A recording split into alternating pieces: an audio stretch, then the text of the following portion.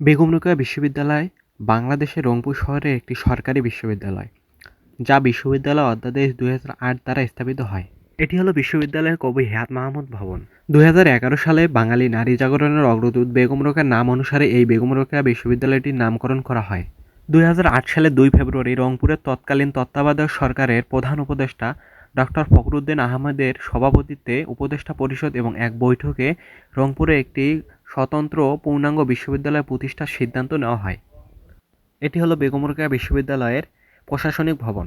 বর্তমানে বিশ্ববিদ্যালয়টিতে ২২টি বিভাগে স্নাতক স্তরে ৫,৯৮২ জন এবং স্নাতকোত্তর স্তরে ১,০৬৮ জন মিলে ৭,০৫০ জন শিক্ষার্থী অধ্যয়ন করছে।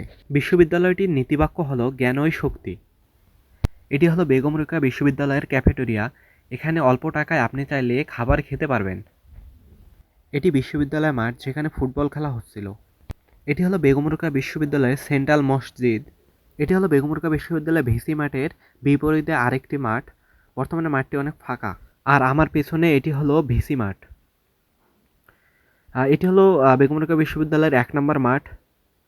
আর এটি হলো বেগম রোকেয়া বিশ্ববিদ্যালয়ের ২ নম্বর মাঠ।